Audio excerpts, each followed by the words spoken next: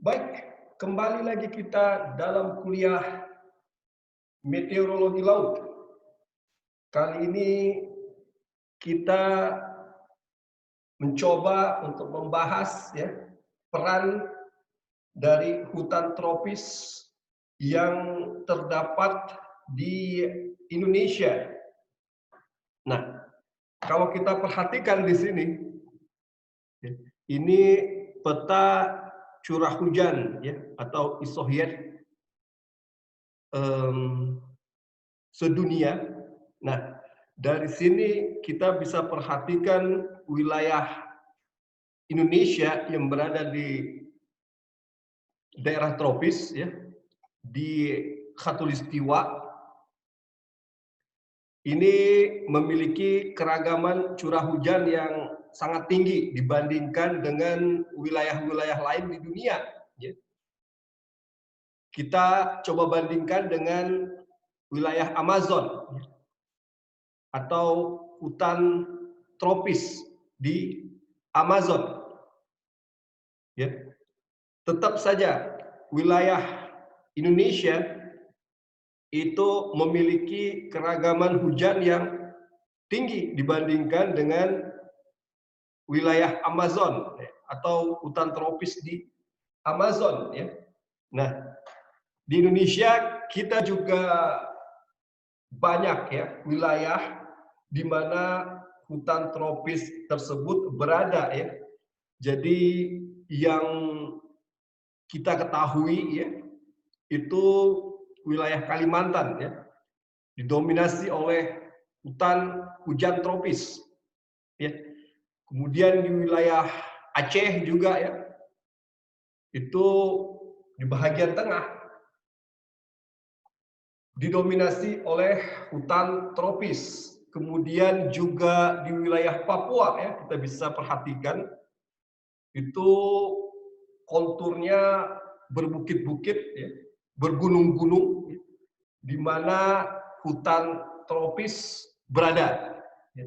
Jadi wilayah-wilayah di Indonesia ya terdiri dari banyak pulau, ada 5 pulau besar ya, dan beberapa di antaranya seperti di Kalimantan, Sumatera, ya, Papua ya, itu memiliki wilayah hutan tropis yang demikian luas ya. Nah, jika kita bandingkan dengan wilayah Amazon ya, dalam hal ini keragaman curah hujan tetap saja wilayah Indonesia yang sama-sama berada di daerah tropis ya, itu memiliki keragaman hujan yang cukup tinggi ya. Nah, mengapa Indonesia memiliki keragaman hujan yang cukup tinggi? Kita bisa perhatikan ya, wilayah kepulauan Indonesia yang terdiri dari banyak pulau ini dikelilingi oleh lautan. Ingat, ya, lautan ya, saat memanas akan menguap, ya. Jadi uap-uap air akan naik ke udara, naik ke angkasa, ya. Kemudian menjadi jenuh dan berkondensasi membentuk awan-awan. Nah, ini kenapa di wilayah Indonesia ya, kita memiliki banyak awan, ya. Dan ketika awan ini eh, bergabung ya, dengan udara yang labil di permukaan, ya, itu akan mendorong pembentukan awan-awan cumulonimbus dan pusat-pusat konvektif akan berada tersebar ya dari barat hingga timur Indonesia.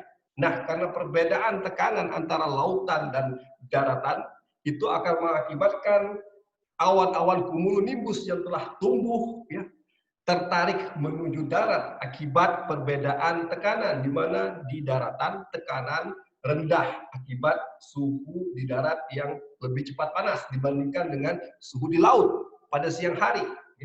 Akibatnya pada sore hari ya awan-awan itu bergerak menuju daratan dan hujan turun di darat. Nah ini ya itulah mengapa dengan adanya keragaman hujan yang cukup tinggi, ya, itu menumbuhkan pepohonan, ya, menumbuhkan vegetasi di darat, ya, sehingga hutan dapat terbentuk, ya, pepohonan, ya, dengan disiram air, ya, di sore hari, ya, atau pada musim tertentu, pepohonan tumbuh dan terbentuk hutan tropis, ya, di wilayah Indonesia, ya, katakanlah di Kalimantan atau di Sumatera atau di Papua. Nah, inilah mengapa, ya, wilayah dengan keragaman hujan yang tinggi seperti di Indonesia memiliki hutan tropis yang juga tumbuh subur.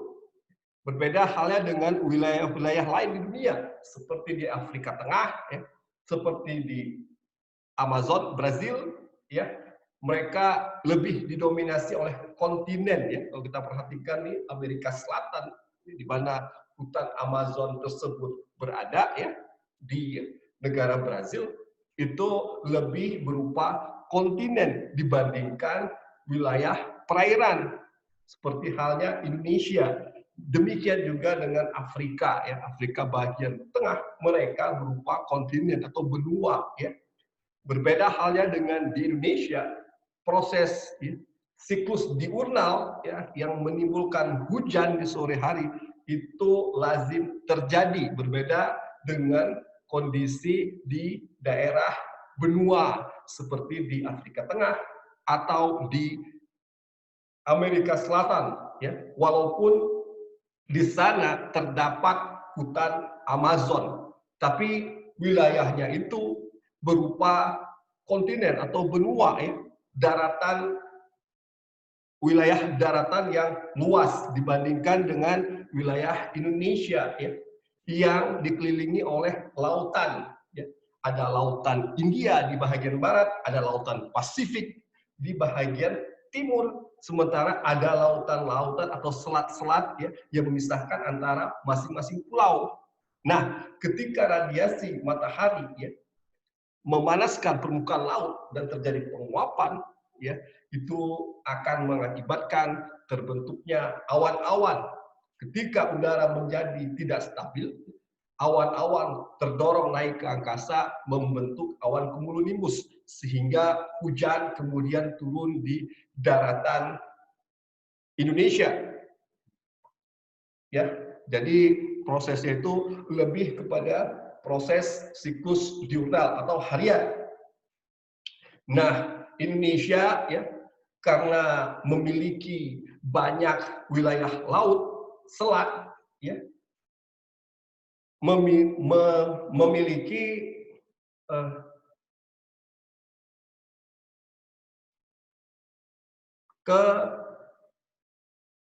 keberawanan, ya, atau, ya, cloudiness yang cukup tinggi, ya,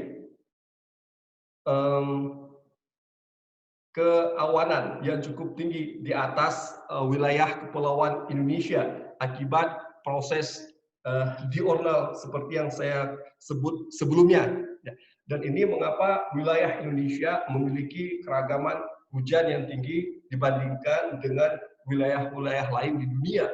Dalam hal ini, jika kita bandingkan dengan Afrika Tengah dan Amerika Selatan, ya, kendati di sana memiliki hutan tropis Amazon, ya, namun proses atau siklus diurnal atau siklus harian tidak dominan di wilayah-wilayah berupa kontinen seperti di Afrika Tengah dan juga hutan Amazon di Brazil. Ya, berbeda halnya dengan kondisi di Indonesia, di mana siklus diurnal menjadi sangat dominan, dan itu mengapa Indonesia memiliki keragaman curah hujan yang cukup tinggi dibandingkan wilayah-wilayah lain di dunia. Di sini kita bisa perhatikan, ya, wilayah Indonesia memiliki curah hujan, ya, lebih dari 4.000 mm dalam 1 tahun, ya. Jadi kita bisa perhatikan wilayah hijau ini menggambarkan, ya, banyaknya hujan dalam 1 tahun, ya. Jadi jika kita bandingkan dengan wilayah lain di dunia, ya, Indonesia berwarna hijau pekat, ya, artinya keragaman curah hujannya sangat tinggi dibandingkan wilayah-wilayah lain di dunia. Apalagi jika dibandingkan dengan wilayah di lintang tengah, ya, dan lintang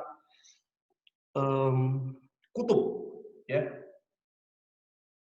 Nah, jadi kita perhatikan, ya, Indonesia memiliki wilayah hutan yang sangat lebat, yang sangat luas, ya.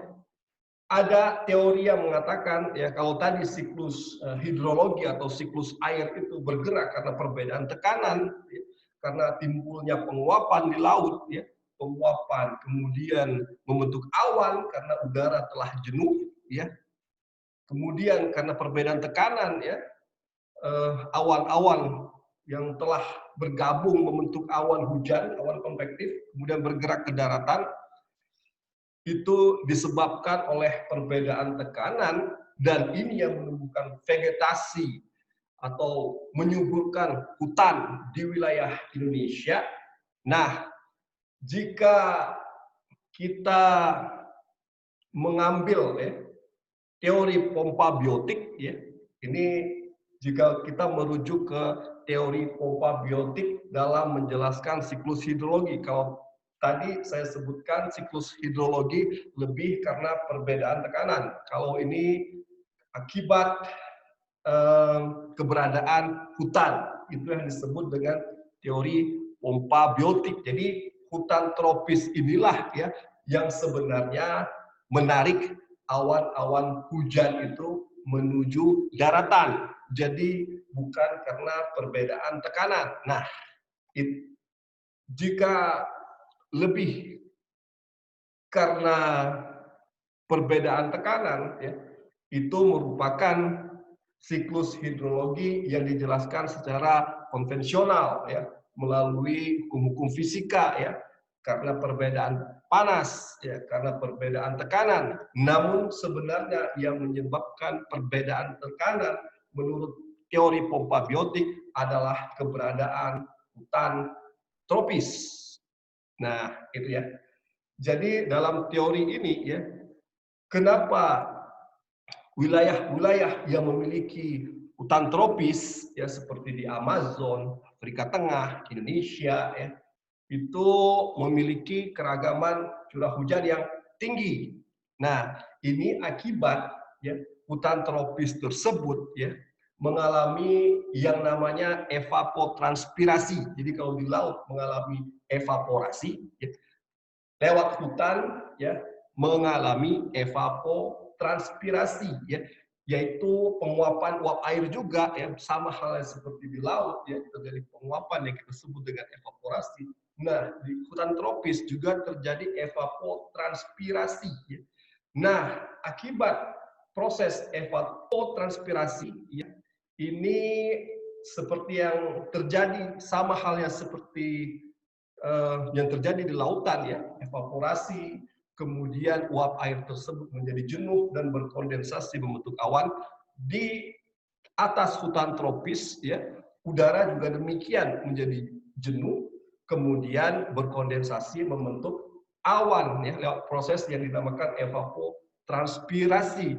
Dan awan-awan ini, ya, kemudian bergabung dan membentuk awan-awan konvektif, ya, dan hujan turun di wilayah dengan hutan yang lebat, ya, dalam hal ini hutan di wilayah tropis, ya, makanya disebut dengan hutan tropis. Nah, ini, ya. Jadi jika kita merujuk ke siklus hidrologi atau siklus air konvensional, di mana hujan tersebut, ya, turun di darat akibat perbedaan suhu dan tekanan antara lautan dan daratan. Nah, menurut teori pompa biotik, ya, siklus hidrologi tersebut, ya, hujan turun akibat adanya hutan. Nah, inilah mengapa wilayah-wilayah, ya, dengan hutan yang lebat seperti Indonesia, ya, Amazon, Afrika Tengah, ya, itu memiliki keragaman hujan yang tinggi. Karena apa? Karena hutannya lebat. Nah, inilah kenapa disebut dengan tropical rainforest kalau bahasa Inggrisnya. jika kita translasi ke dalam bahasa Indonesia menjadi hutan hujan tropis. Nah, menurut teori pompa biotik, ya, hujan turun ya di hutan atau di darat akibat ya adanya hutan itu sendiri ya lewat proses ya fisikanya itu melalui mekanisme evapotranspirasi di mana ketika hutan tersebut mengalami evapotranspirasi ya, udara naik ya uap air udara yang berisi uap air naik kemudian mengalami kondensasi ketika udara ini menjadi jenuh naik ke angkasa ya dan membentuk awan. Awan-awan kemudian bergabung ya membentuk awan hujan yang kita sebut dengan awan cumulonimbus dan kemudian hujan turun di wilayah daratan yang memiliki hutan yang lebat. Nah, itu ya. Jadi teori pompa biotik ini ya, hujan turun di darat akibat adanya hutan ya, melalui mekanisme evapotranspirasi lewat hutan ya. Kalau tadi evaporasi di laut ya lebih besar dibandingkan dengan evapotranspirasi di darat ya lewat vegetasi dan menciptakan perbedaan tekanan ya kemudian awan-awan bergerak menuju daratan itu menurut teori konvensional dari siklus hidrologi namun menurut teori pompa biotik ya, hujan itu turun karena adanya wilayah hutan yang lebat ya jadi mekanisme itu ya sama seperti penguapan di lautan. Nah hutan juga mengalami penguapan yang disebut dengan evapotranspirasi dan penguapannya itu ya lebih besar di hutan dibandingkan dengan lautan ya. Nah, karena evapotranspirasi besar di wilayah hutan ya, akibatnya ya udara ya menjadi jenuh dan berkondensasi membentuk awan bergabung kembali membentuk awan-awan ya atmosfer menjadi labil ya kemudian hujan turun di wilayah dengan hutan yang lebat ini menurut teori pompa biotik jadi kalau kita perhatikan wilayah di dunia yang memiliki hutan yang lebat ya seperti halnya di Amazon, Brazil, Afrika Tengah, Indonesia itu memiliki keragaman curah hujan yang tinggi. Karena apa? Karena adanya wilayah hutan yang lebat ya. Jadi bisa kita perhatikan juga keragaman curah hujan yang tinggi itu diakibatkan karena adanya wilayah hutan yang lebat di sebuah wilayah katakanlah di Indonesia, Sumatera, Kalimantan, Papua. Itulah mengapa memiliki keragaman curah hujan yang tinggi. Ya, seperti itu.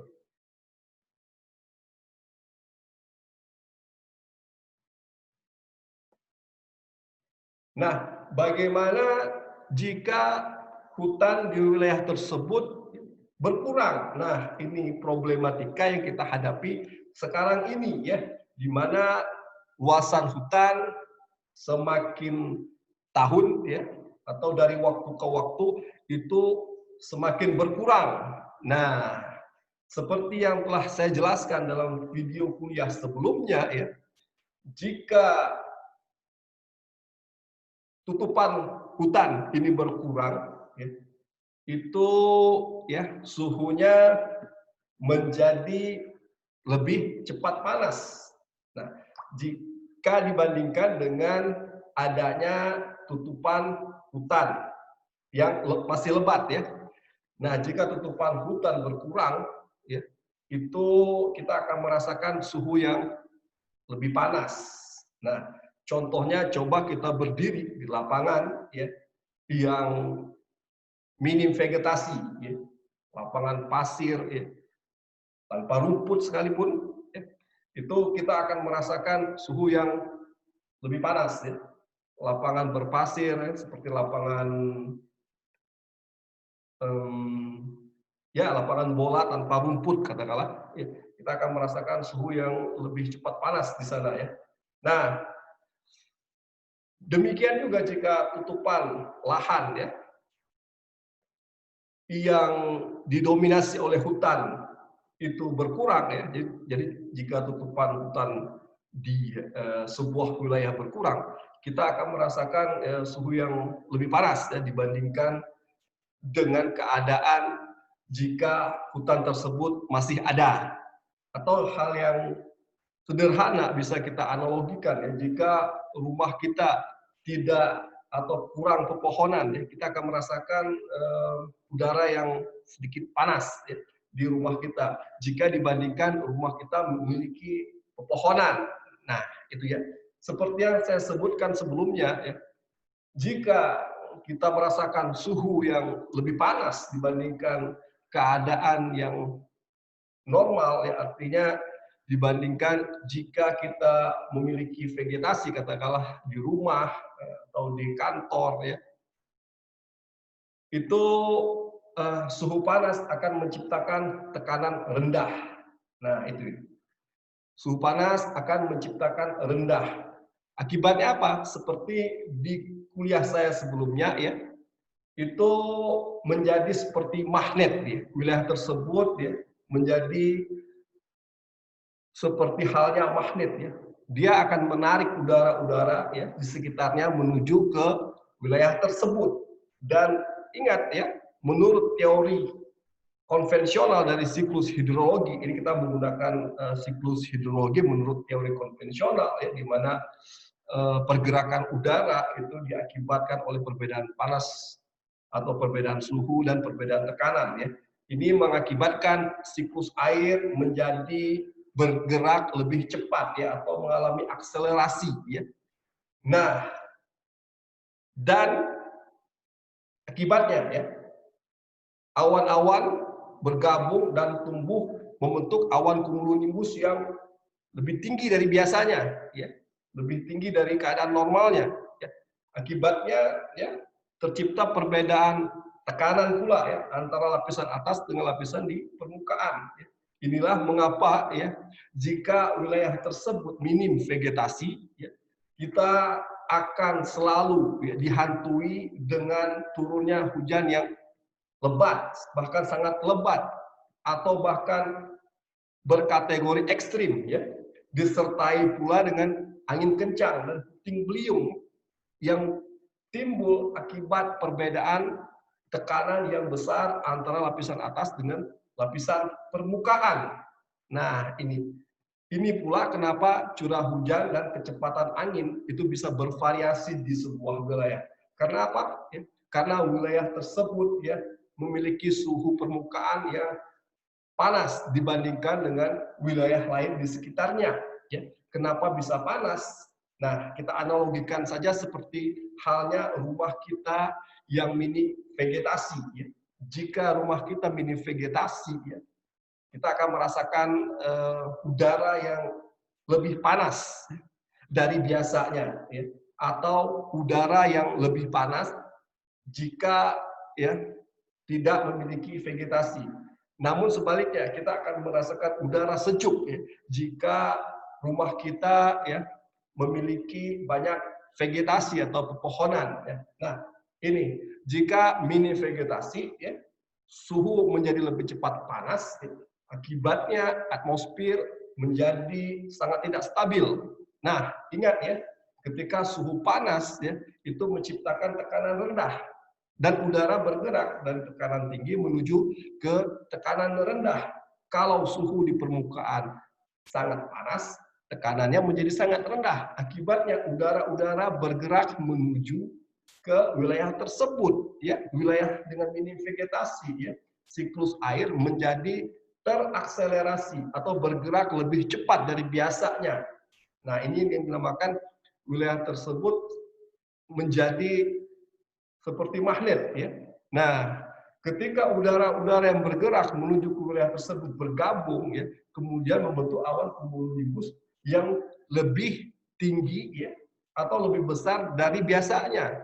Nah, akibatnya ya tercipta perbedaan tekanan antara lapisan atas dan lapisan permukaan. Nah, ini yang menimbulkan ya hujan turun dengan lebatnya. Ini pula yang menimbulkan angin kencang, bahkan terkadang disertai dengan puting beliung atau tornado. Ya.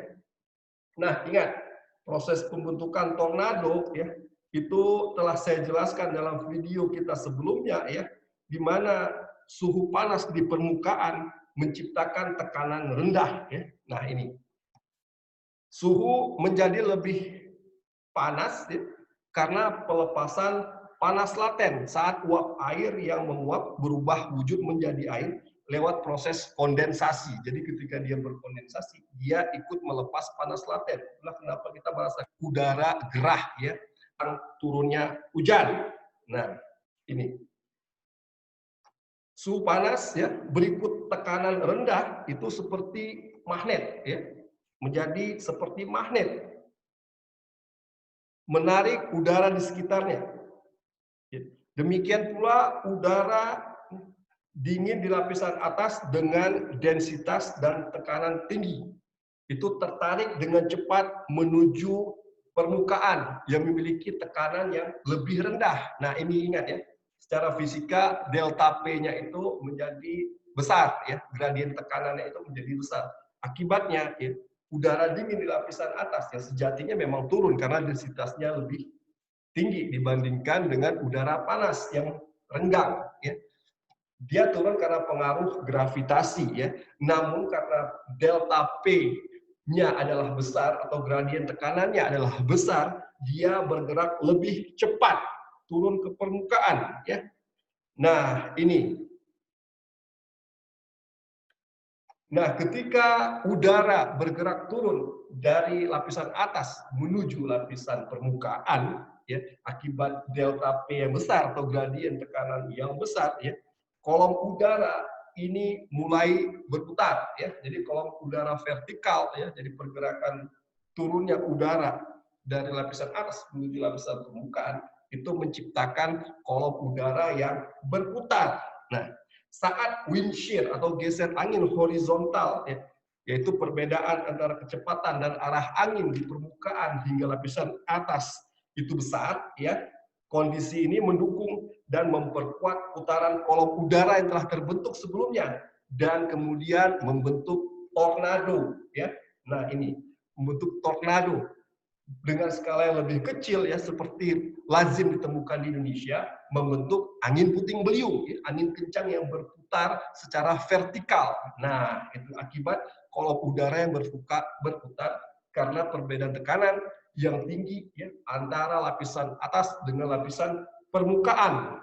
Nah, ini kenapa bisa tercipta hujan deras, angin kencang? Ya? Ini karena alih fungsi lahan di permukaan. Dalam hal ini ketiadaan vegetasi. Nah, ketika hujan deras turun di wilayah yang tidak memiliki vegetasi, ya, kondisi tanah menjadi jenuh karena banyak air. Akibatnya ya, terjadi longsor dan tanah-tanah bergerak turun ke wilayah lembah. Dan jika di wilayah lembah memiliki pemukiman, ya, hunian warga berada di wilayah lembah, ini akan tertimbun oleh longsor. Ya.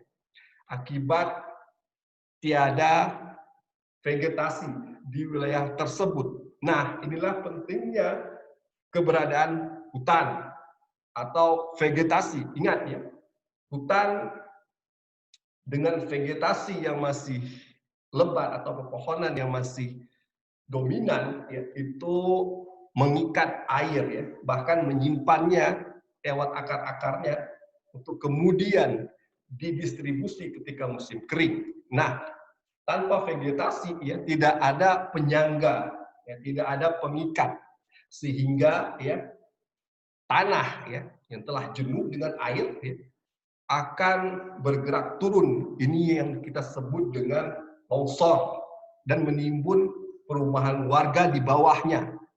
Demikian juga ya jika wilayah hulu katakanlah itu minim vegetasi atau telah terjadi pembalakan liar di sana sehingga hutannya menjadi gundul.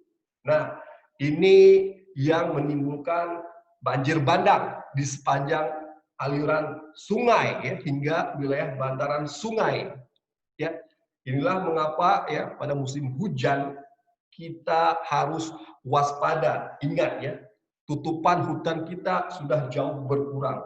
Oleh karenanya kita harus waspada dengan hujan deras yang turun dari awan cumulonimbus yang lebih besar dan lebih tinggi dari biasanya. Ya, itu menimbulkan banjir bandang dan longsor. Ya, serta diikuti pula dengan angin puting beliung. Nah, inilah perlunya mitigasi iklim, ya, karena iklim telah berubah dari biasanya akibat faktor antropogenik atau karena ulah manusia. Ya. Dalam hal ini transformasi lanskap atau alih fungsi lahan besar-besaran yang terjadi di wilayah hutan atau yang sedang terjadi di wilayah hulu yang sejatinya hutan tumbuh di sana ya. Nah, ini. Jadi ingat ya, kita harus melakukan mitigasi untuk ini. Saya pikir demikian saja kuliah kita. Sampai jumpa pada kuliah berikutnya. Terima kasih.